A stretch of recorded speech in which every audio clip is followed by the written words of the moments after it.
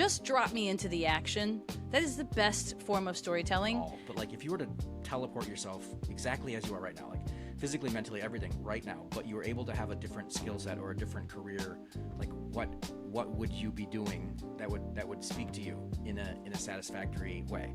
When I send you flat Earth and stuff, you have to open that too. But I'm open to everything. do you think Anyway, because saying. I believe in quantum physics, I eat tofu? Yeah, exactly. No, I don't. I won't touch it. I don't know what that is. I don't care what they say. I'm not touching it.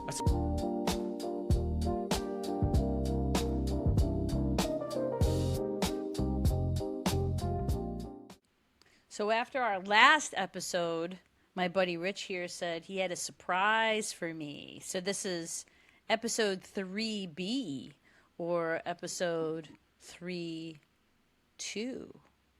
And apparently there's going to be something. I'm on the edge We of my still don't seat. have an intro, Jess. That was the worst. That was my intro. It was totally awesome. I thought I was awesome. I mean, I'm confident. I think people know. Oh, yes. Here we are back with the Living You podcast. Yeah. You could have done that, but I talked first. So there you go. We haven't gotten that part down yet. Yeah, but I don't think we need, like we just talked about that. I I don't know that sprung it has to upon be- no this. So anyway, yeah, we literally. So I in sprung this idea upon storytelling, you. no. In storytelling, what we advise people to do is drop the exposition. Don't set me up. Don't tell me what's going to happen. Don't tell me the bloodlines and the names and all the shit. Just drop me into the action. That is the best form of storytelling. And then the reader gets hooked from the first page and you're going. And all the little backstory comes out as you go in the main action happening today. So I'm applying that because we're storytelling. At the end of the day, we are modern storytellers. Like when we used to be cavemen sitting around the fire. Do you see this as entertainment, or do you see this as education, or what do you see this as? Entertains the shit out of me. I love it. No, I think we are trying to help people.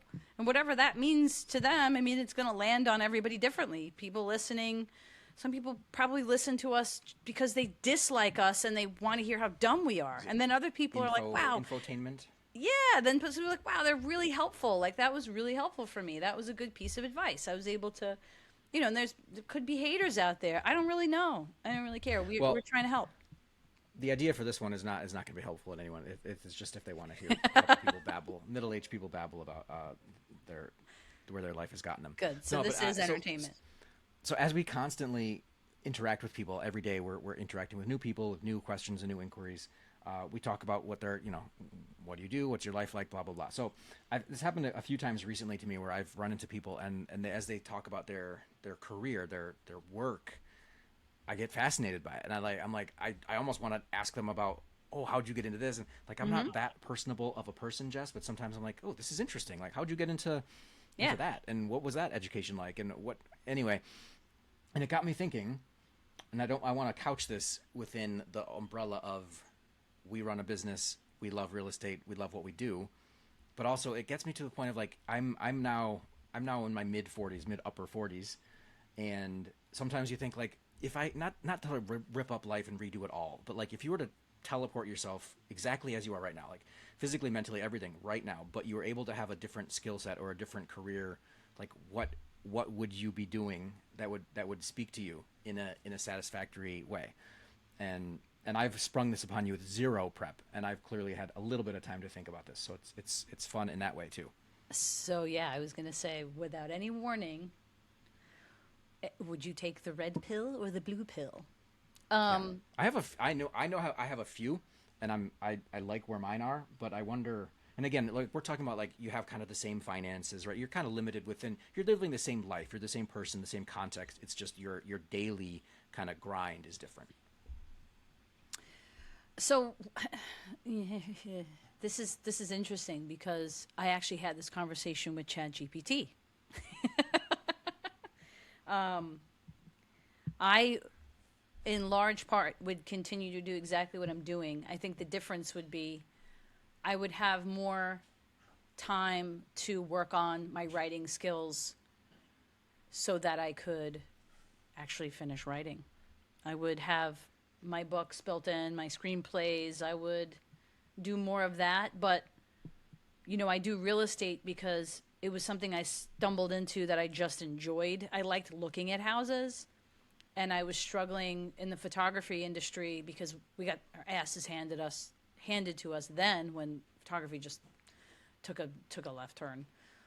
People had cell phones with cameras in them now, so I couldn't make money that way. And that industry pivoted, and there's a market now, but at the time I was on unemployment, and I was for fun on the Corcoran website looking at houses, and then it dawned on me. I was like, why don't I just do real estate? There's like this dude with like glasses on like this beautiful house, this 22 million, 33 room townhouse on the Brooklyn Promenade overlooking Manhattan. If you know what the Brooklyn Promenade is, you get it. And I was like, why can't they call me? He was like, call me. This like dude with glasses. I was like, why can't they call me?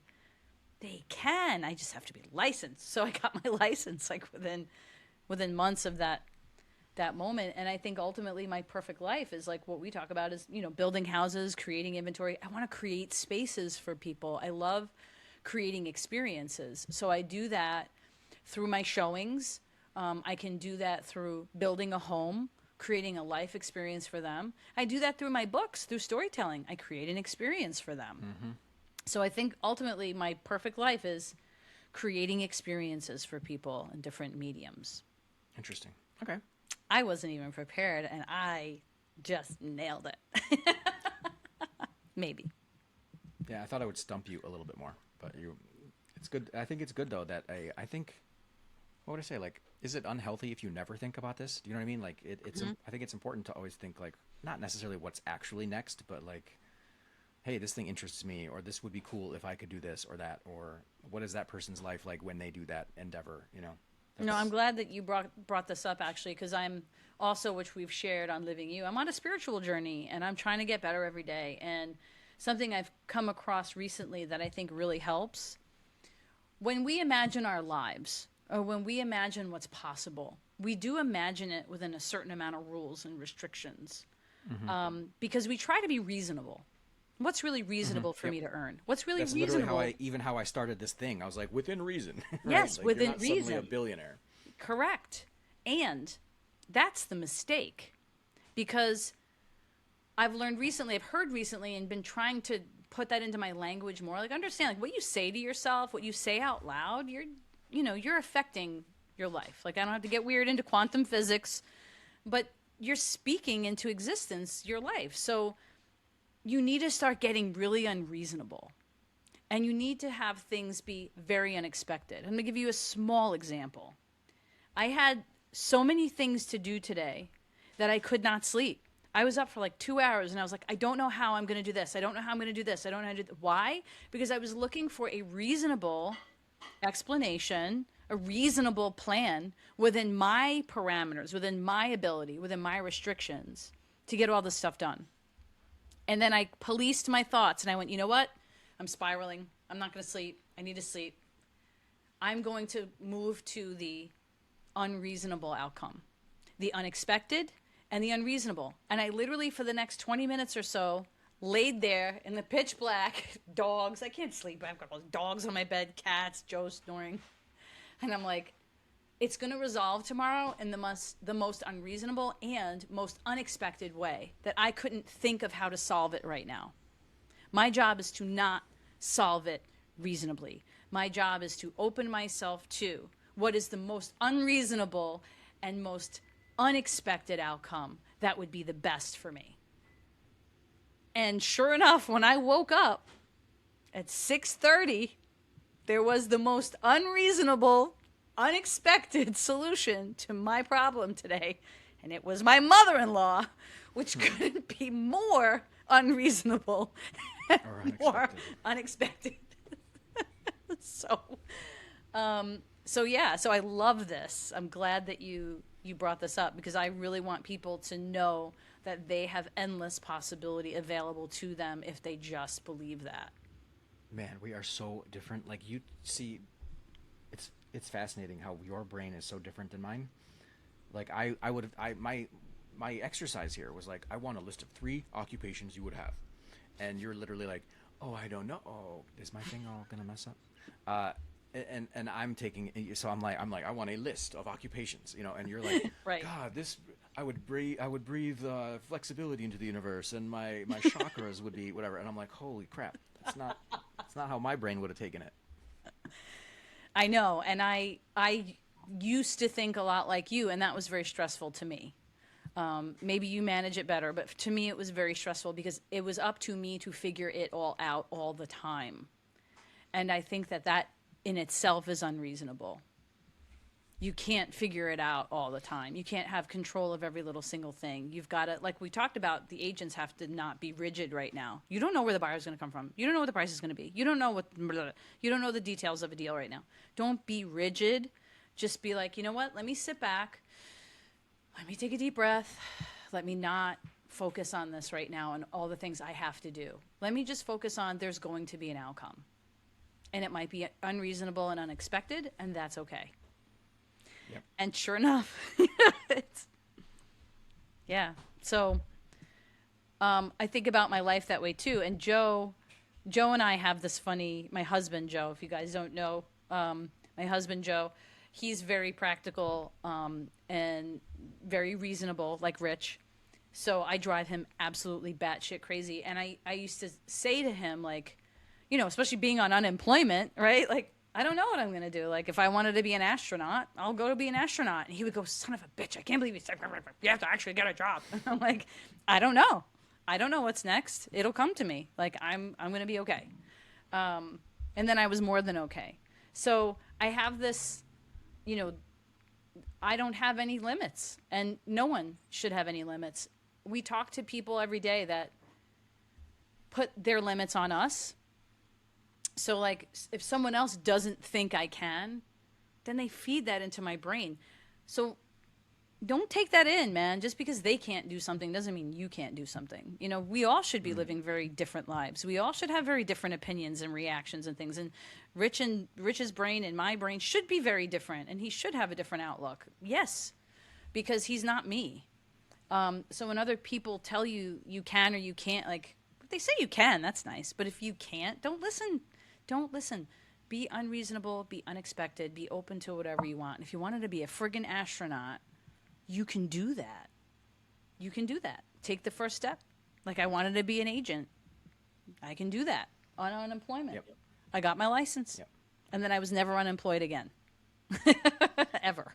Well, I am actually unemployed, but I'm a 1099.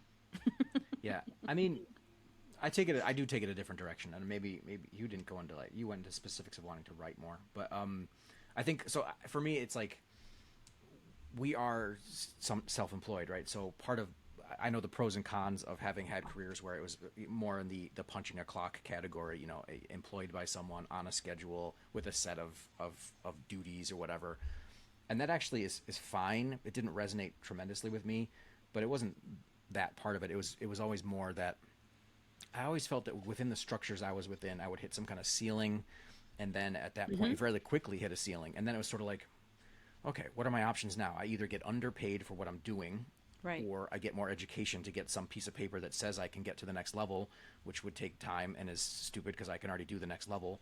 Yep. So it got, like, frustrating, I think, being in those roles. I didn't mind being, like, an employee and having a system, but I often think, like, if I had just stayed the course on one or two of those other things, I'd probably be like financially better off right now. I'd have better, like, benefits and retirement packages, but at the same time, I would have just been within the strictures of that thing. So if I think about it, if I was to do it all again, I would still, knowing the benefits of running a small business, I would probably still run a small business, and it would be very, very similar to what we do now. I might be, maybe an architect, maybe I might even run, like, a survey company. I love being outside. So Yeah, for that me, would be great for you. being out in the woods and find, like, it's what I literally do anyway for land listings, is I go out and I find all the corners of stuff and I figure out where things are supposed to be. I wonder if you could do that still, though, like have that, like get certified, like do the survey thing so that you could do that for sellers. That's a whole thing that you now provide as an added service as a real estate agent. See that? It's possible. I mean, I haven't truly looked into it, but I know there aren't that many survey companies around, and Right. it is a service that is necessary. And you But can yeah, it do would it a all lot be faster. within, knowing what I know now, I would stay within the real estate sphere. It just might not be like everyday sales agent type stuff. It would be Right. something peripheral. And I'm hugely into building science. I'm hugely into like healthy homes. I think healthy homes are the most important thing that we don't understand is going on, that is impacting us every day. You're like Yes. a woo woo person, but I'm a science person, Stop and calling me woo a woo, lot of our because homes are. the woo woo is science, sir. It's quantum physics. Is that not science? Go ahead, look I'm it not up. sure you know what quantum physics is, I but do, because I literally listen to all this stuff all the time. It's incredible the way you can affect your cells and your reality and your outcomes. You can do that. We're on a quantum field of energy. We're in a matrix. You want to get really weird? no, we don't have to get that weird today. But I think I would love a space where I could help people either design homes to be energy efficient, healthy, Yes. clean, feel good, look good, use natural light to heat, use shade to cool, Yes. use insulation. Like those are things that are attainable and doable, but most of our current stock of homes fail miserably at. And because they weren't the design objectives when most of our current stock of homes were built. The And so Earth ship.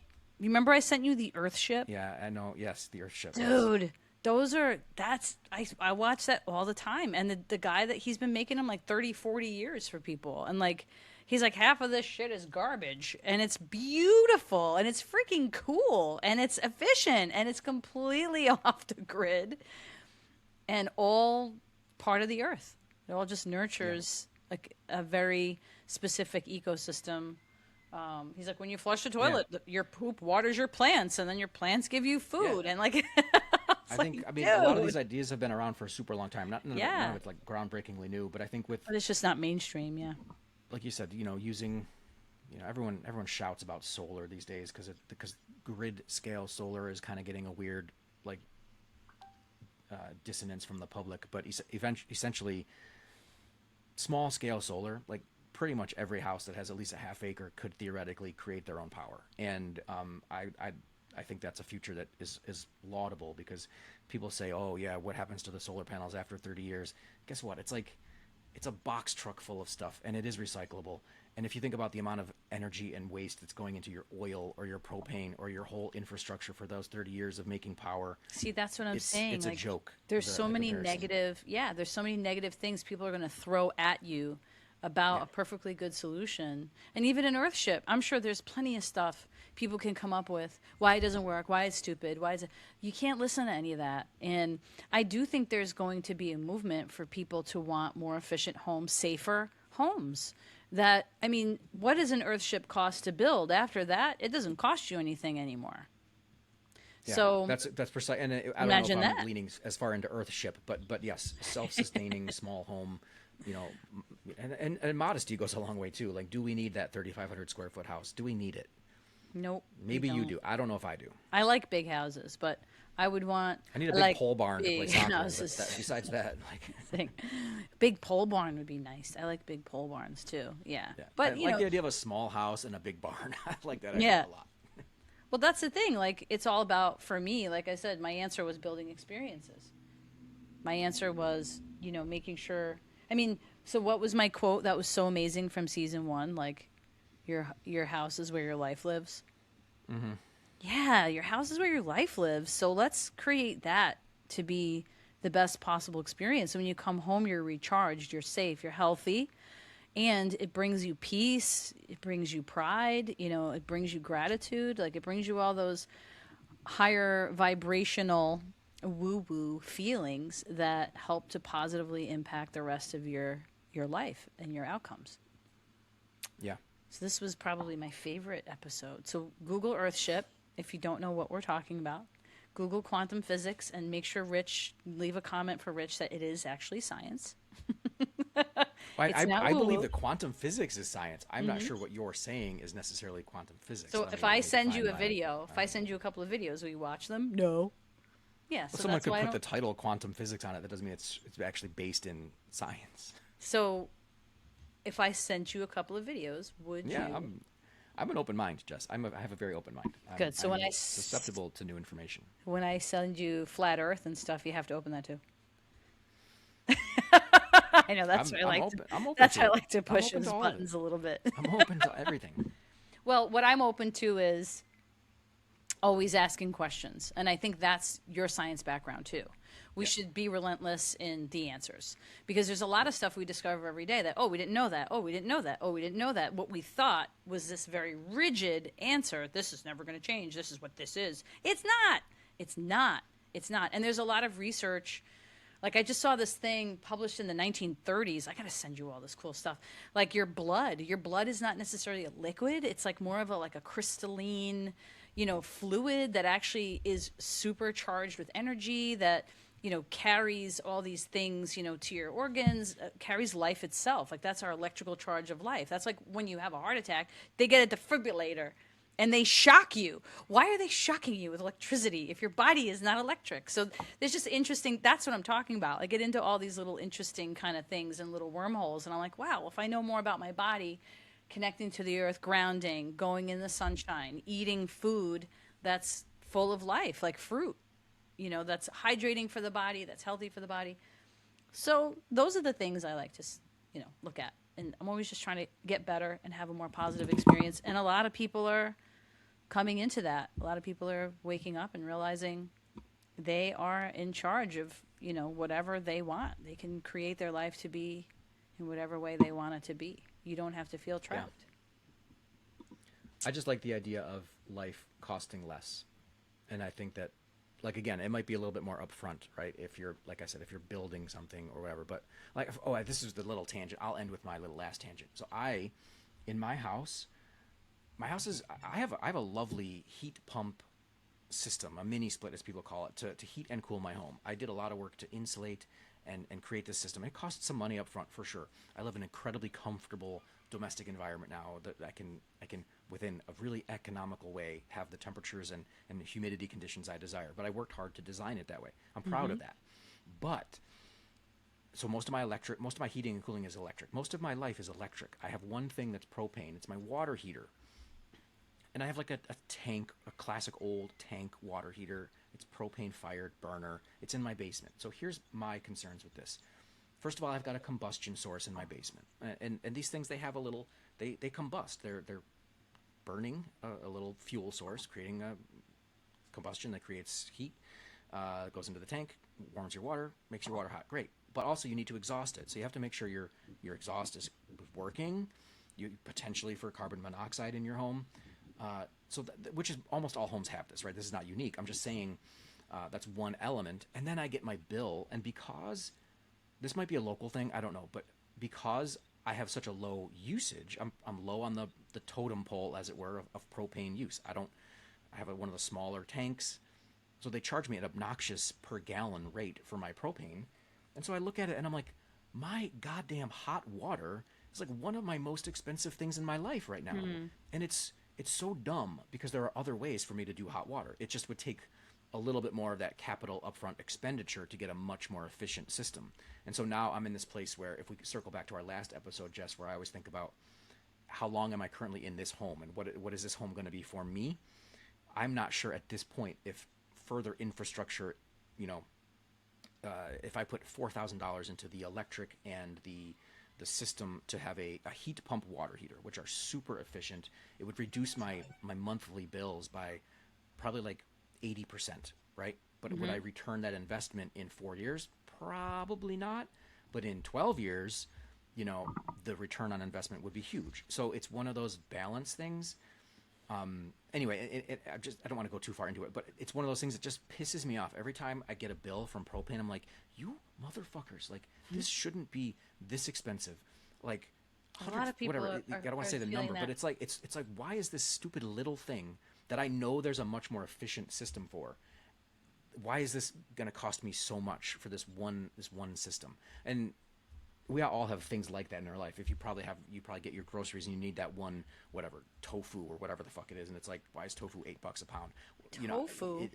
I don't know. I'm not. I know. don't- Do you think Anyway, just because saying. I believe in quantum physics, I eat tofu? Yeah, exactly. No, I don't. I won't touch it.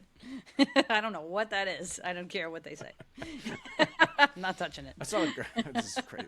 I saw a girl like doing a Funny. reel, and she like put like some seeds and water in a pot, and then 18 hours later there was like a whole thing of sprouts, and she was like, "You could just eat sprouts," and I'm like, You "What the could fuck?" just eat sprouts. Like, you I could. was like, you know what? That doesn't. If it's like 4 cents for a big, big pot full of sprouts, I'll get in on the sprout train. Anyway, That's hilarious. Well, you also said something too quickly. You said like you're gonna have to spend more money to like spend less money, or spend more money to get like.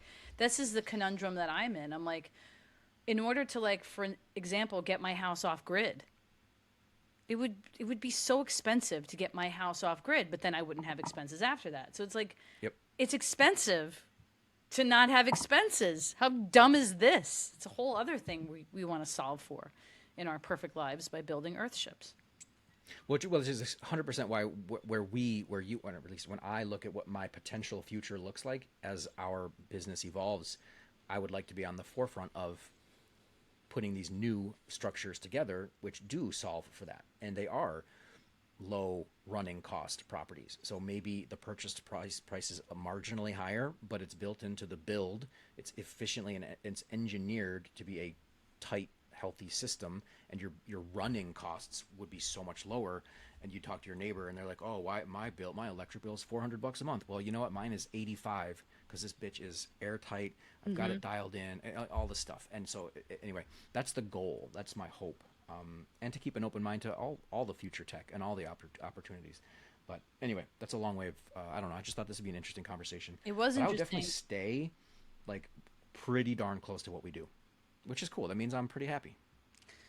So do you think that I don't know what quantum physics are? No, my God, you're so stuck on this now. No, that's our segue out. We're pondering now. Does Jess Next time. like sometimes I feel like we get real right Next now. time on the Living Throw You you- podcast, does Rich even know what quantum physics is? Does Rich think that Jess isn't that intelligent? That's not it at all.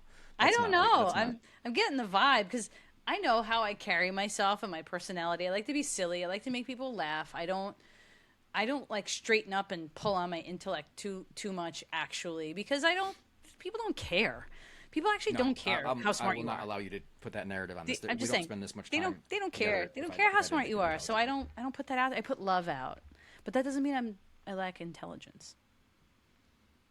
I just wanted to clear that. Not that Rich thinks that, but maybe someone else in the world thinks that. Because when I need No, but to you be are smart, you project more heart, and I project more head. I think that's right. That's all. but that's why we're a good team. Yeah. On that note, All right. let's have a solid outro. Thank you so much for joining us on the Living You podcast with Rich and Jess. We are excited to have you guys along for this ride, and this is our beautiful outro conclusion to season 2, episode 3.2. That's very sciencey of you to even have that, like, to know where we are in the path. I don't even know we're still recording, but Wow, you must even have that intelligence. is way techier than I would suspect from you. Exactly. See, I just Somewhere in the threw middle you. of season 2. Yeah, no. I know exactly where I am on the quantum physics matrix of energy field. And we'll catch you next time. All right.